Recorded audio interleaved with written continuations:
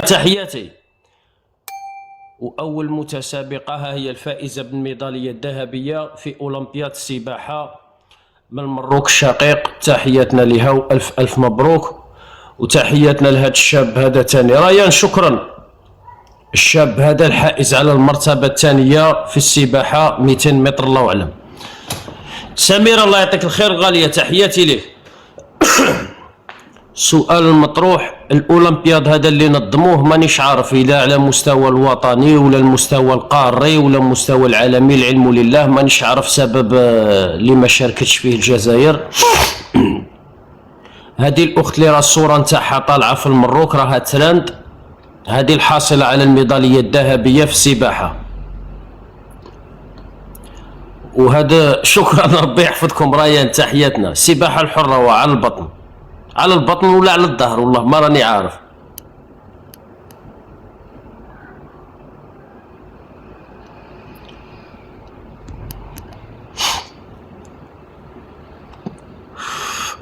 والشاب هذا صاحب المرتبة الثانية، صبرت شنو نوريو المرتبة الثانية.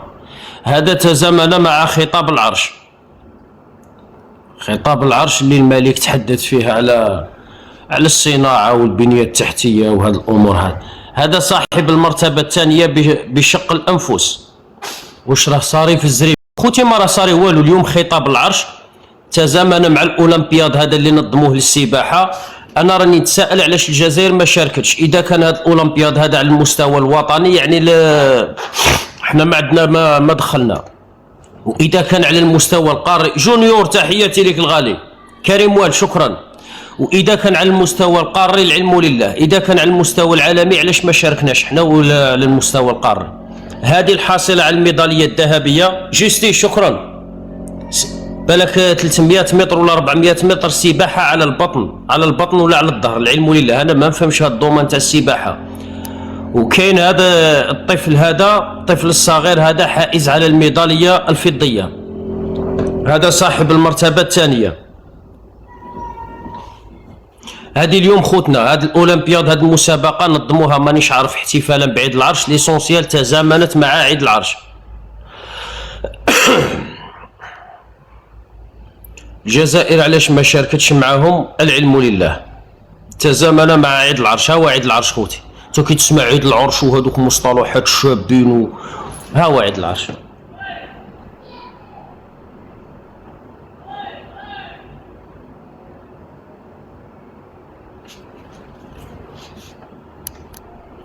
المهم هذا ماشي الموضوع تاعنا. الموضوع تاعنا هذا اليوم موضوع رياضي.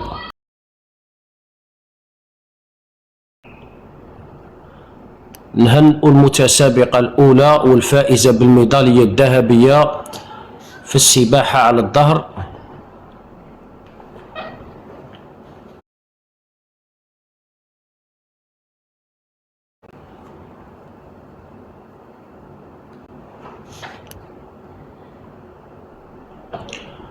قال لي كتخرج من فمك عيد العرش بحال العسل. المراكش الشاوي تحياتي ليك البهجة. قال عيد العرش. كات وعليكم السلام ورحمة الله. الجزائر لماذا لم تشارك في هذه المسابقة؟ جاوبونا قبل ما نبداو نبريكوليو.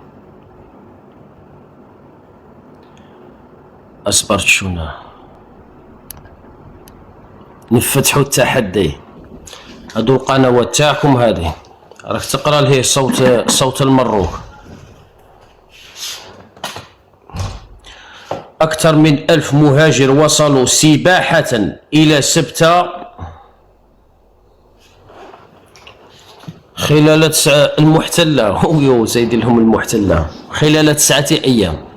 عندها أسبوع شفنا قراءة الباب وأبواق المخزن يتنافسوا على الجزائر ويتكلموا على هذا الموضوع هذا تاع الحرقة، و4000 حراق وهما يضخموا في النوامر، والأرقام صابوا الزيرويات بروموسيون وقعدوا يدونوا.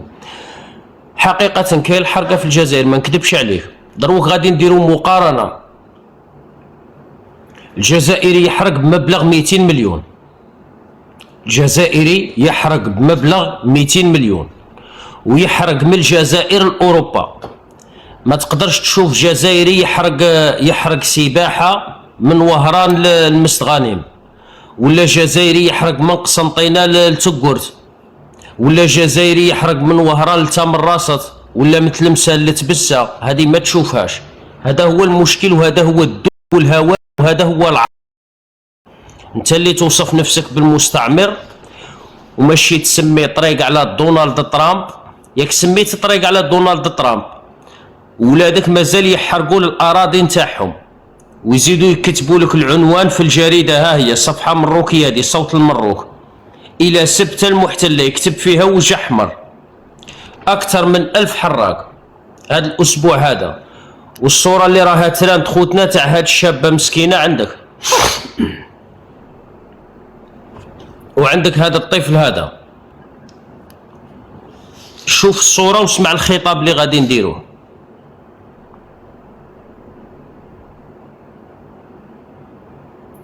باش تتعلم مرة أخرى تهضر على الخطابات نتاع سيادك.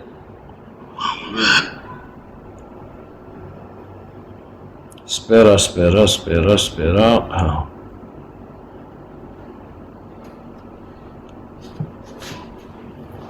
الحمد لله والصلاة والسلام على مولانا رسول الله وآله وصحبه. شعبي العزيز، هذه الشعبية العزيز. شوف تهاتي تحياتنا. هذه شعبية العزيز. العياشي قاع يتغاشى ويبقى يطلب، يبقى يتمحن كيسمعها. نعاودها لك، الله يقلع لي تلفزيون يا العياشي كيسمعها اللي يبقى يطلب. الحمد لله والصلاة والسلام على مولانا رسول الله وآله وصحبه. شعبي العزيز، نحتفل اليوم بكامل الاعتزاز والاجتياح بالذكرى 27 لاعتلاء العرش.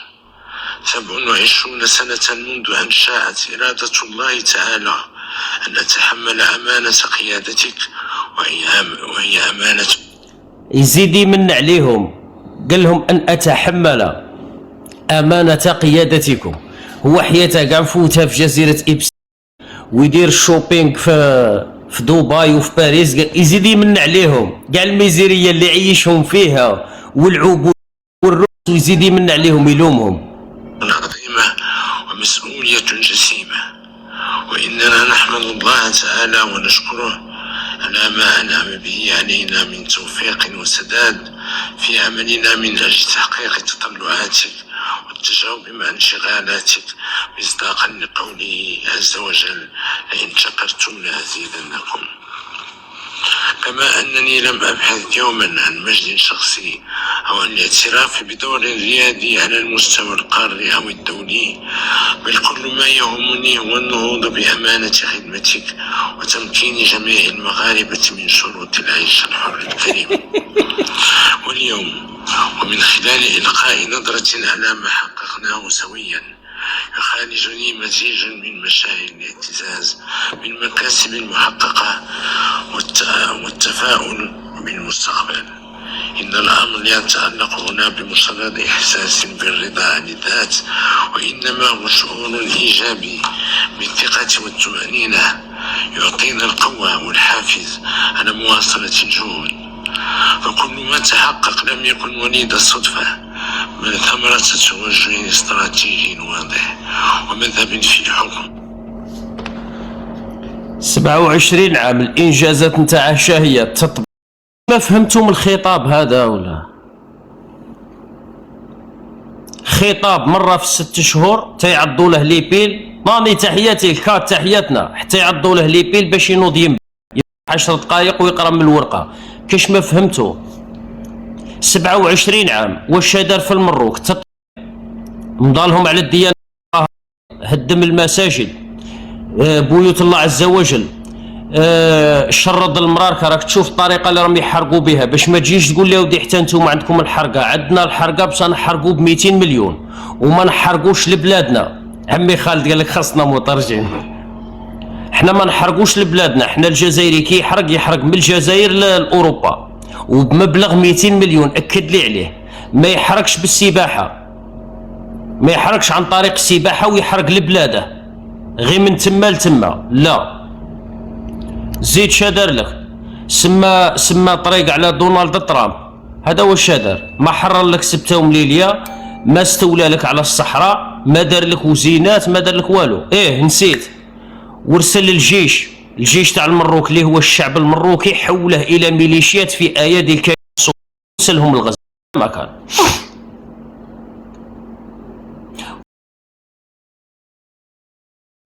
وغلق لك الحدود مع الجزائر بالسياسه نتاعه. واش دار لك؟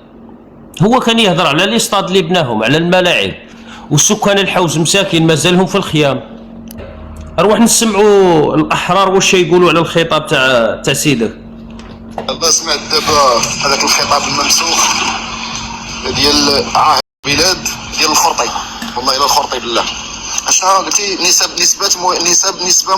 نسبه نمو هامه ومنتظمه، ونهضه صناعيه غير مسبوقه عارفها المغرب، والشراكات والصناعات ودوك الاسماء دوك اللي كيخلعوا، والبنيات التحتيه بمواصفات عالميه. تنظنوا انك تحصل التيرانات ياك.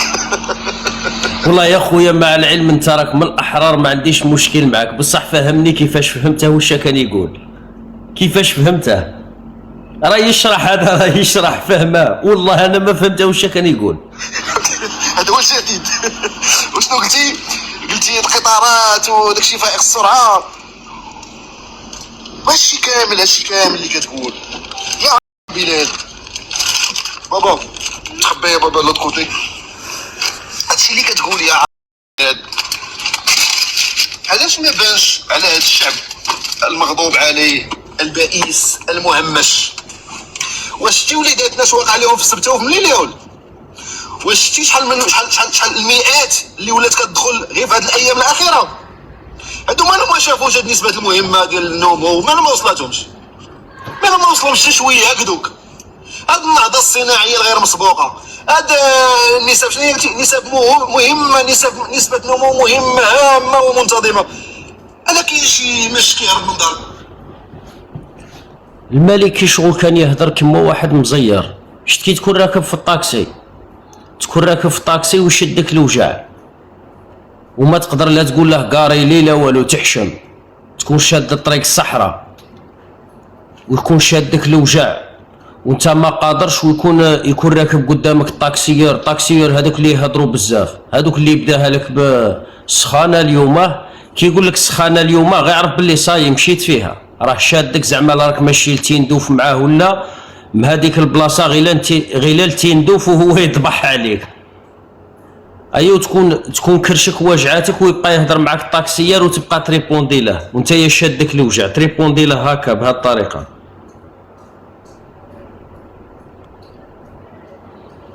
الحمد لله والصلاة والسلام على مولانا رسول الله وآله وصحبه. شعبي العزيز، نحتفل اليوم بكامل الاعتزاز والاجتياح بالذكرى 27 لاعتلائنا العرش. 27 سنة منذ أن شاءت إرادة الله تعالى أن والبروبلام راه يقرا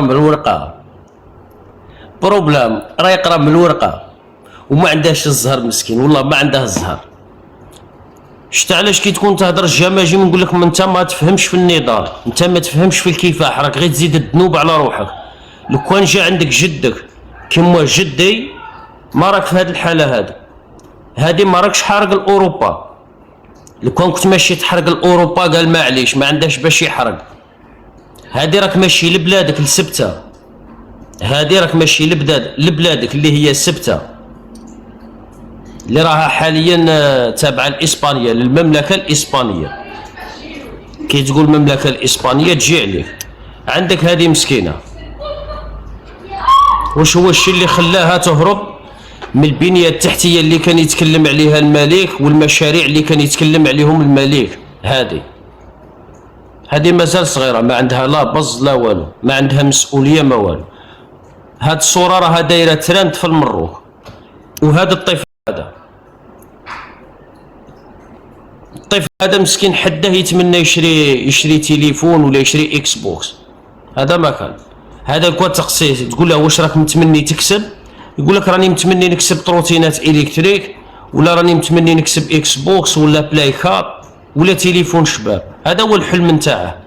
واش هو الشيء اللي يخلي طفل كيما هذا ما عنده لا مسؤوليه، ما عنده اطفال، ما يخلص فاتوره كهرباء، ما يخلص والو، يخمم في الحرقه؟ والبروبليم ماشي لاوروبا، البروبليم ماشي لاوروبا، البروبليم لسبته لبلاده، ماشي لبلاده لسبته.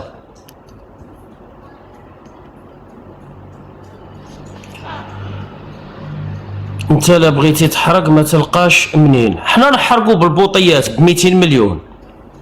علاش في اوروبا يحترمونا حنايا وانت ما يحترموكش؟ في اوروبا التاريخ تاعنا يقريوه لولادهم. انا يعرفوا جدي في اوروبا، انت ها واش يعرفوا في اوروبا؟ انت علاش ما يحترموكش اوروبا؟ ها واش يعرفوا؟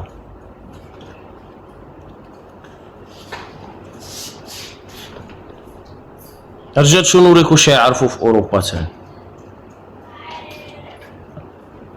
ها واش يعرفوا في اوروبا.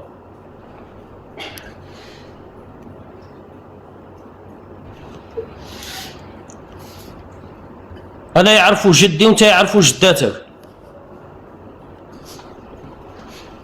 وعاود كيمشيو يفتشوا على الطريقه اللي وصلت بها انايا كحراق الى اوروبا، يعرفوا باللي حرقت بمبلغ 200 مليون، مبلغ محترم. بصح انت شوف الطريقه اللي تحرق بها لاوروبا، ومشي اوروبا البروبليم، بلادك لسبتها. راك تشوف الطريقه اللي راك حارق بها.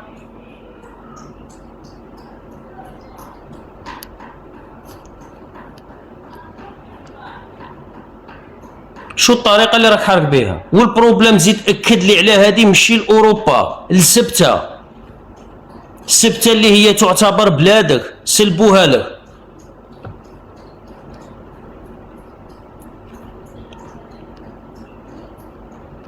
انك تتألم في صمت. لقي لي 62، لقي لي 62. انا راني داير لايف، انت لو كون راك داير لايف وانا راني جاي نعلق لك، يعني انا راني مضرور. بصح انا راني داير لايف ورانا هنا نضحكوا وانت يا مروكي راك جاي تعلق لنا، يعني انت راك مضرور. واش هو الشيء اللي يخليك ما تمشيش تشوف واش راهم يقولوا على الخطاب نتاع الملك نتاعك وجاي تفرج فيا انايا؟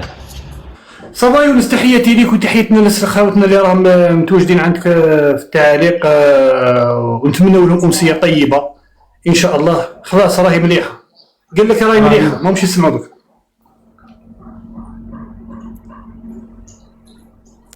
قال لك دوكا راهي مليحه، اصبر تشوف.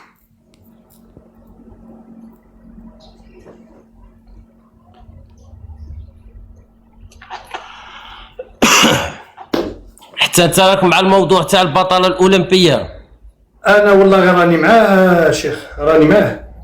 نبدلوا باش ما نبدلوا باش ما يقولكش واحد راه ينقل على واحد، ما نديروش نفس الاجابه. ولا ولد السهلي يقول لك يطلع بالتحيه الجزائر، افتخار بكم. تحياتي لك ولد السهلي، ربي يبارك فيك خويا العزيز.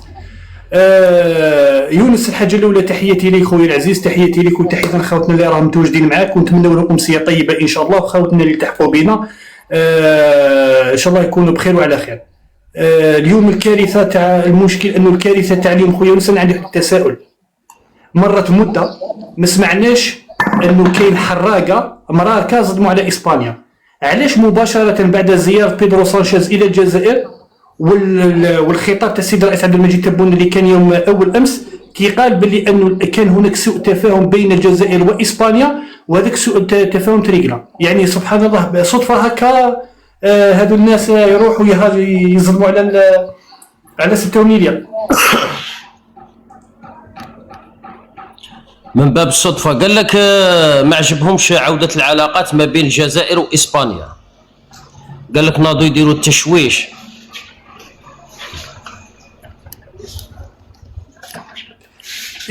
الشيء الاخر خويا يونس، الشيء الاخر انه انتايا في 2021 نتذكروا كامل الشيء اللي ندار، واللي هو اطلاق 10,000 شخص من مملكه مراكش على اسبانيا. بالاضافه الى ذلك اليوم خويا يونس هذو الناس اللي نشوفوا فيهم بين قوسين، حتى احنا عندنا هذه الحراقه عندنا في الجزائر، ماناش احنا الناس مربين وعندنا وجوهنا، احنا ما نسبوش الناس باش يدي فينا. بصح المشكل انه انت طايح لنا سويسرا درافليك، والشيء اللي صرا اليوم يتزامن مع الخطاب تاع الملك محمد السادس. سمعتوا شنو قال يونس؟ قال لك الناس تغير منا. يعني خطاب اقل ما يقال عليه قسما بالله يا خويا يونس اباك باللي فهمت واش كان يقول؟ فهمت الملك واش كان يقول؟ انا فهمت والو. انا الحاجه الوحيده اللي استفدت بها من ذاك الخطاب انه البيله خويا العزيز كي تخلص لك لازم تعضها، هذا ما كان. الحمد لله والصلاة والسلام على مولانا رسول الله وآله وصحبه. شعبي العزيز، نحتفل اليوم بكامل الاعتزاز والاجتياح بالذكرى 27 لاعتلائنا العرش. 27 سنة منذ أن شاءت إرادة الله تعالى أن نتحمل أمانة قيادتك، وهي أمانة عظيمة ومسؤولية جسيمة. كي يكمل مدارة نوضني الله يحفظه. هاك ديرها عندك، هاك ديرها عندك. ما أنعم به علينا من توفيق وسداد في عملنا من أجل تحقيق تطلعاتك والتجاوب مع انشغالاتك. اسكت الله يرحم والديك. ها هو مولانا. وما أبان هي دي الاخطاء الاملائيه. كمل. بالتنظيم جيد التظاهرات القارية والدولية، مما جعله محط إعجاب وتقدير عبر العالم وأثار غيرة البعض أحيانا. ويلي سيدنا ولا كيكلاشيني في البشر، وذلك ما أثار غيرة البعض أحيانا، وفهمها كما حبيتي. ويلي سيدنا كيكلاشي في البشر. يونس هنا في هذه النقطة خويا يونس دقيقة. شوفوا خاوتي، هذا من بين ابرز الادله انه الخطاب تاع تبون اقسم بالله غير طقطق المراره، وكي ما يصيبوش يديروا يقول لك هذا نديروا عليه، هذا ماشي خطاب تاع رئيس. لو كان جا الملك يقول الربع شيء يقول تبون، لو كانوا فرحانين فاتحين لايفات ودايرين يعني بالاهازيج وبالطنابر يقول لك احنا اكراشاكم. قال غيرة البعض، ما قالش حاجه كبيره. ماشي كنت تبون كيما قال نخلي دار والديه ولا اللي يخرج على الصف لك باللي هذه لو كان قالها الملك تاعهم بتشوف بلي ان الخطاب هذا تاع تربيه الملوك وحنايا هذا غير من باب الضعف. تفضل يونس كمل. الله يعطيك الخير. مدارة شت هذوك الخطابات اللي كان يقوم بهم رئيس الجمهوريه، وخطره على خطره يستعمل هذوك الامثال الشعبيه هذوك ويتكلم بالطريقه الشعبويه. المروكي كان متمني، لانه المروكي اللي يجي يقول لك انت بوصبع، انا كي راني نتكلم من باب المقارنه للاسف. ها هو اللي يقول لك بوصبع. هذه راه كاين الفيديو تاعها مدارة، هذه حقيقيه. هذا ذاك اللي يقول 2026 سنه سعيده. يعطيك الصحه. 2022. هذا اللي يجي في التعليقات يقول لك بوصبع وشيات. هذه تلاقى غير بالكادر تاعه راه يمصله في رجليك، وان تلاقاه اون بيرسون الله يجيب الخير. شوف كانوا كيسمعوا الخطابات تاع رئيس الجمهوريه، وراك شايف خطره على خطره يضرب هذاك المثل الشعبي تاع راني رافد حجره في يدي، نخلي خيمه والديه. يتمناو هاد اللقطات هكا يسمعوهم من عند الملك. هي كانوا يخرجوا يعلقوا عليها بالسلبي. اليوم كانوا متمنين زعما الملك نتاعهم يدير لهم لقطه هكا يقابلوا بها العديان. ما كانش الله غالب. يا ايماجيني ملك عام كومبلي ما هضرش، كي جاي يهضر له على الصطادات، خاطرش اللقطه اللي راه يحكي عليها كان يتكلم على التظاهرات القاريه والعالميه، كان يهضر على البالو، على الملاعب اللي بانيهم بالكريدي. مكناس مراكش الماء ما كانش. الشعب عندك الحرقه اليوم، والبروبليم ما حارقش لاوروبا، حارق لبلاده. شابات وشبان، صبيات وصبيان. ايوا الملك يهضر له على البالو، يهضر له على كرة القدم، وهو فرحان. ناري سيدنا كيكلاشي لينا في البشر. يونس كاينه واحد النقطة. اقرا سؤالي. روخة اكتب سؤالك خويا يونس. كاينه واحد الحاجة راهي ناقصة في الخطاب، وهذا إن دل على شيء يدل على الورطة اللي تورط فيها مملكة مراكش. وين راه خطاب الانتصار تاع الدبلوماسيه تاع الصحراء المغربيه؟ وين راه؟ ماشي وين راه؟ يسمى شميتوا قارص، شميتوها قارصه. كنتوا تكذبوا على عباد الله، كنتوا تقولوا بلي سالينا وانه في اكتوبر خلاص راح نكملوا. يسمى انت ما عندكش ضمانات. انت اليوم ما جبتش قضيه الصحراء بين قوسين المغربيه، لانك على بالك بلي الامر راح يدوم الماء ما بعد اكتوبر. يعني الكذبه اللي كنت تقولها لهم بلي احنا سالينا وكملنا، هذيك خلاص تفرشت فيها. ما جبتش الخطاب اليوم تاع الصحراء المغربيه، ما قلتوش. اضافه الى ذلك الاخطاء الاملائيه، خطاب في اقل من 10 دقائق بالورقه يشوف فيها ويعاود ديك الجمله يقول فيها ويعاود 10 دقائق، ما با 10 دقائق. وقبله بيومين كان خطاب اللي فيه ساعتين تم التطرق فيه للقضايا الاقتصاديه، الاجتماعيه، السياسيه، الرياضيه، الجيوسياسيه، كلش. وعليكم السلام. اخويا انا قال لك المخابرات راه معنا كيداو الخطاب تاع الملك، داوه لابوراتوار، قال لك خطاب الملك لا ينطبق مع حركه الشفتين. غدوه ان شاء الله يخرج تحليل التعيار، غدوه ان شاء الله. هشام تحيه. العياشه قبل ما تتهوروا وتبقاو زعما تردوا لنا صاع صاعين، زعما كيما حنا رئيس جمهوريه يدير هكا خطاب تنوضوا تعلقوا عليه، على بالي المونك وهاد الامور هذه والخطابات هو راه دايرهم لكم خطره في العام كيما الفاكسا، خطره في العام ينوض يخطب عليك.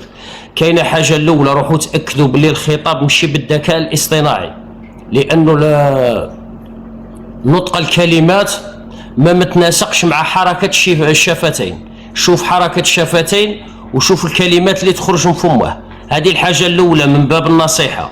الامر الثاني، ركز لي على كلمه شعبي العجيز، هذيك اللي كيتسمعها تتغاشى يموت لك جنب.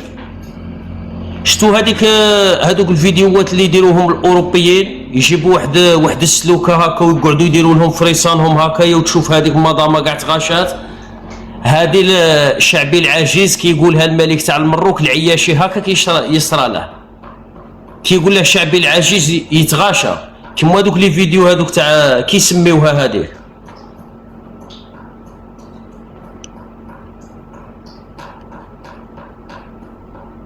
كيسميوها والله ماني عارف. مهم كاينه واحد الماشينه هكا يديروها دير لهم الرعشه، الملك يقول لهم شعبي العجيز قاعد يتغاشى.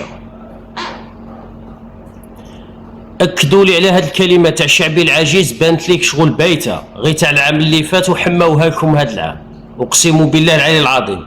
والثالثه، اذا ديروا فينا بليزير شرحوا لنا واش كان يقول، يعني باش كي تقول لي غرت ما عجبكش الحال وسيدنا وتبقى تمارس العبوديه والرقص هذاك، تجي عليه.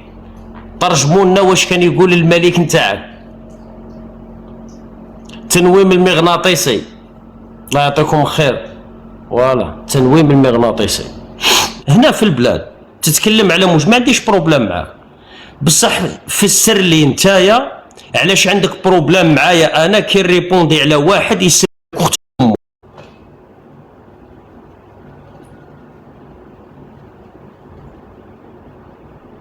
شتاه باش تعرف بلي نتوما واجهكم غير المحتوى وصاي. تهضر ليش على المروك؟ واحد طلعته قال لك اودي انا من ولايه تلمسان، طالع يلومني انا مواطن جزائري. كي هضرت معاه قلت له اعطيني الاسم تاع الديبيتي اللي راه مسؤول على ولايه تلمسان، قال لك ما نعرفش اسمه. اسم الديبيتي ما تعرفاش وجاي عندي انايا. ديبيتي خالص عليك 36 مليون في الشهر، ما تعرفش اسمه، مامبا اسمه ما تعرفاش.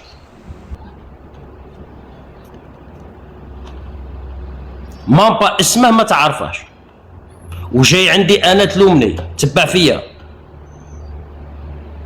كعاد.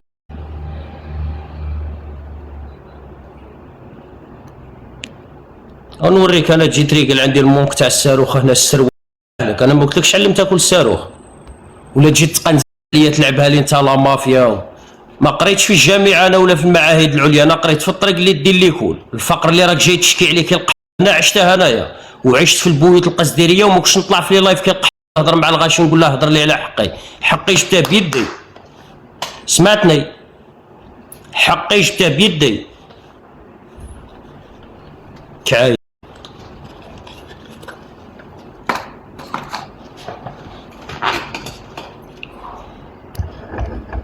انا كابرين في وسط الشعب ويعرفونا. حنا نهار ضيقت علينا مشينا درنا كما قال لك بنادم مشى دار عشه الروحه كي بنيت بيت قصديري. راني نتكلمها لك في لايف 2700 راه تسمع فيا. عشت فيه مده 7 سنوات 7 سنوات بيت قصديري. ما كنتش نجي لي لايف نبكي كالقحط، وكنت مسؤول رب اسره وفي بيت قصديري مده 7 سنوات. ما كنتش نجي نطلع هنا عند الغاشي هكا لي لايف ونلعبها زعما تهضروا كون يعيطوا لك تخدم يقول لك نعطيوك 300 ميل تخدم فلاحه ولا البيطون ولا ما راك خادمه.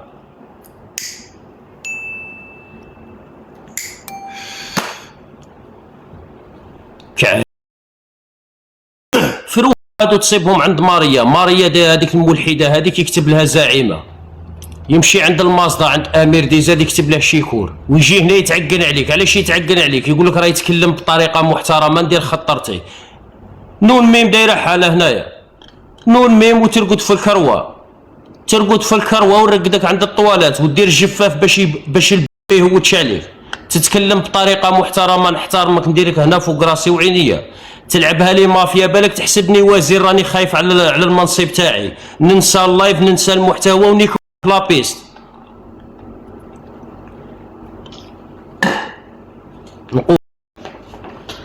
هكا ما تسيش دير خطرتك هنا عندي، فد روحك وروح نون ميم.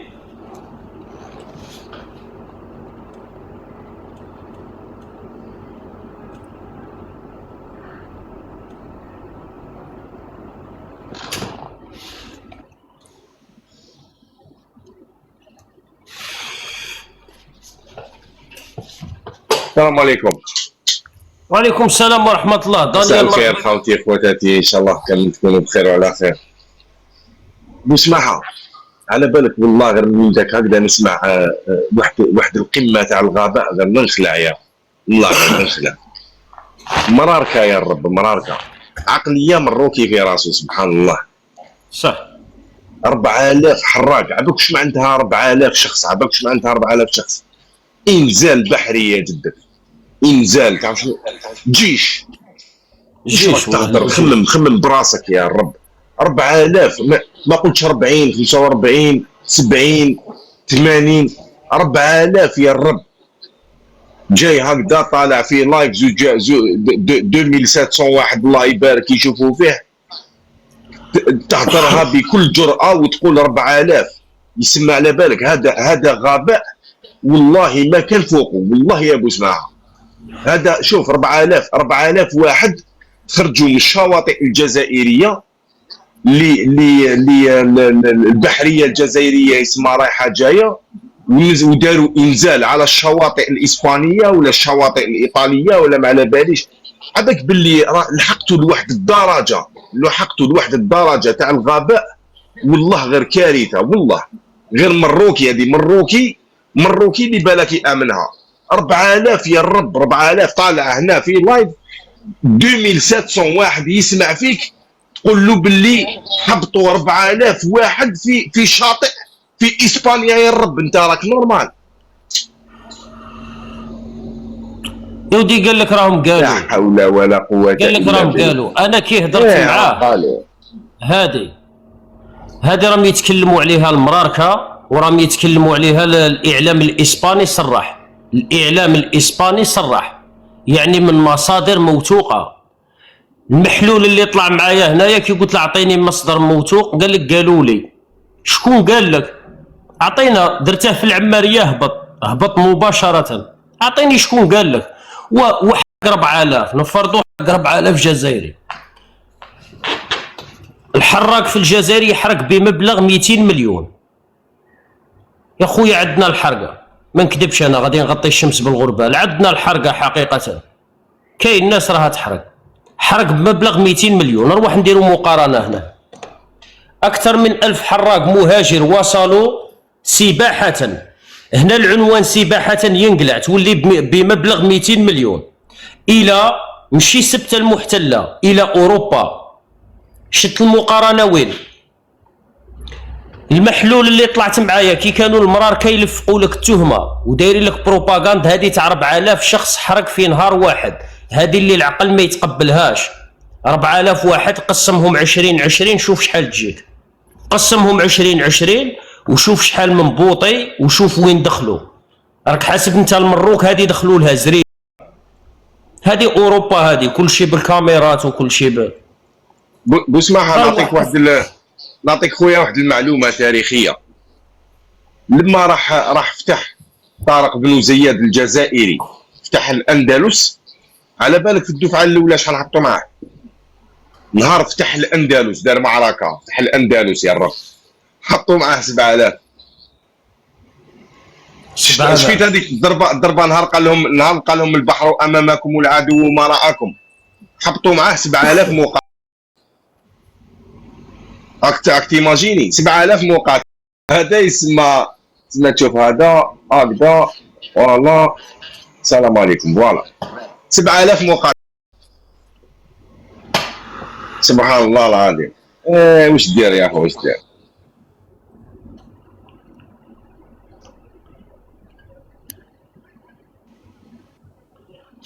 باغي يدير لك مقارنه. البروبليم هذا هو الطرح اللي طرحناه حنايا. انا كجزائري سمعت رئيس الجمهوريه قال لك اذا راك باغي دير معارضه وباغي تتكلم على المشاكل نتاع البلاد من حقك.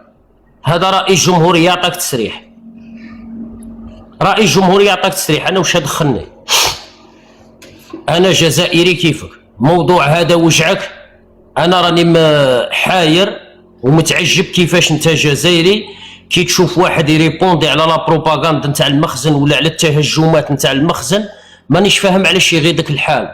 مع العلم انا ما عنديش مشكل شخصي مع المروك، ما متدابش انا مع المروك دابست معاهم على الورث ولا خونوا لي كاش حاجه ولا هذه، لا راني نرد على بروباغندا. يعني انت جزائري اذا بغيت دير محتوى معارض دير معارض، انا ما عنديش بروبليم معاك. انت علاش عندك بروبليم معايا؟ انت علاش عندك بروبليم معايا؟ انا لو كان جيت وزير ولا مسؤول ولا هيئه رسميه قال بوسماحه وزير الصحه وتصيبني داير لايف نتكلم على المراركه هذا المهام، قال كيفاش بوسماحه انت وزير الصحه راك سامح في القطاع نتاعك وجاي تكلم لي على المروك، تما من حقك. بصح انا مواطن جزائري. السلام عليكم خويا بوسماحه. خويا دانيال. وعليكم السلام ورحمه الله. دنيا جايزه، مرحبا بك خويا. خويا بوسماحه تحيه ليك اولا وقبل كل شيء. تحياتي لك خويا الغالي.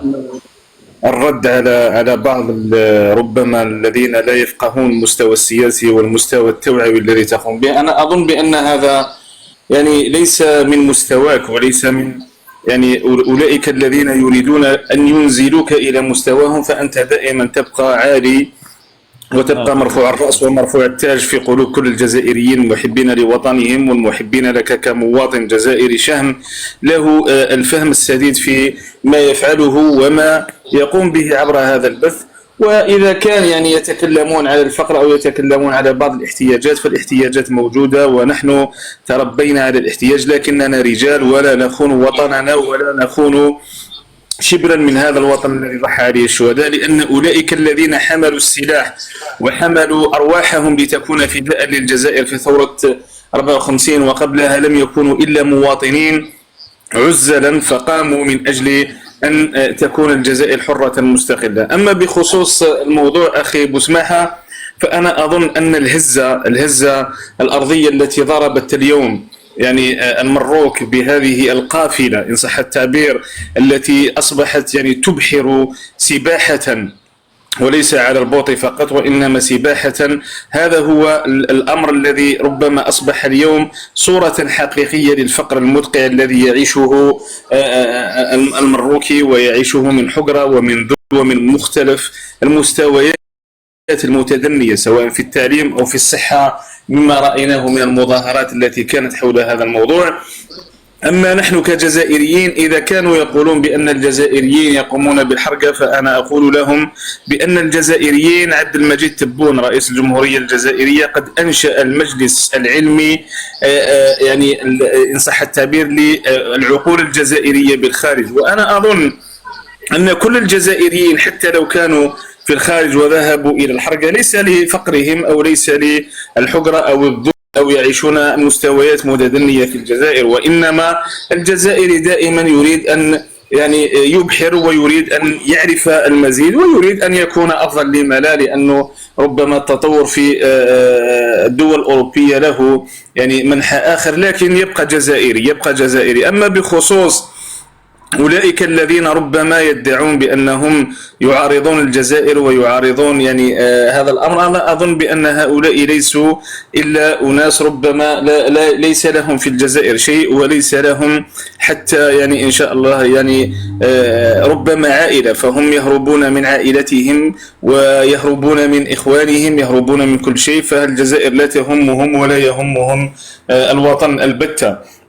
لكن اليوم عندما نشاهد هذه الصورة وهذه الكمية أو الكم الهائل من المهاجرين غير الشرعيين وخاصة الخبر الذي كان يعني قبيل خطاب المهلك العام يعني حاشا اسمه محمد السادس، فهذا دلالة على أن اليوم هو خبر يعني يكذب كل ما جاء في الخطاب، يكذب كل ما جاء من كلام حول التنمية، يكذب كل بأن هذا المروك سويسرا إفريقيا وغيرها. وإنما اليوم نشهد بأن شباب نساء يذهبون سباحة إلى إسبانيا، يريدون العيش في إسبانيا وتحت جلالة يعني ملك إسبانيا، ولا يريدون أن يعيشوا تحت ذلابة الهادي السادس، هذا الذي يريد أن يدير كل الشعب المغربي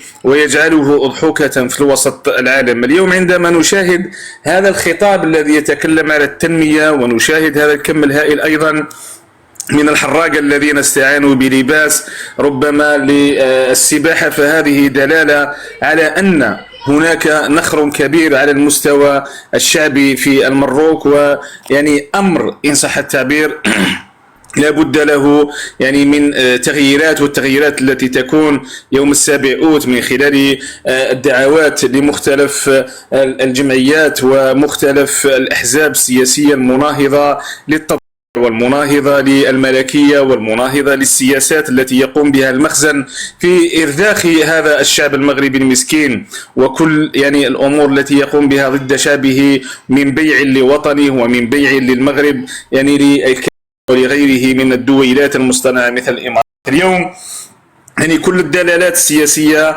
أصبحت واضحة من خلال هروب هؤلاء الشباب المغربي الذي أراد أن يموت إما بحرا أو يصل إلى إسبانيا، والذي أراد أن اليوم أن يسبح وليس في يعني عبر قوارب الماء، وإنما أراد أن يسبح حتى ولو كما نقول يعني بالدرجة يعني حتى ولو كان يعوم بجيليكا أو بنيلو، حتى المهم يصل إلى جلالة الملك فيليب في إسبانيا، لكن لا يبقى تحت جلابة هذا الصهيوني الذي يريد دائما أن يكون منبعا مذلول. يعني هذه الدلالات إذن إخواني ما هي إلا سمات من سمات السياسة المخزنية التي تجعل اليوم المروك يعيش في ذل واستبداد، وما يريدونه شرا بتونس وما يريدونه شرا بالمغرب ما هو إلا دلالات سياسية. أخي دانيال، شكرا لكم.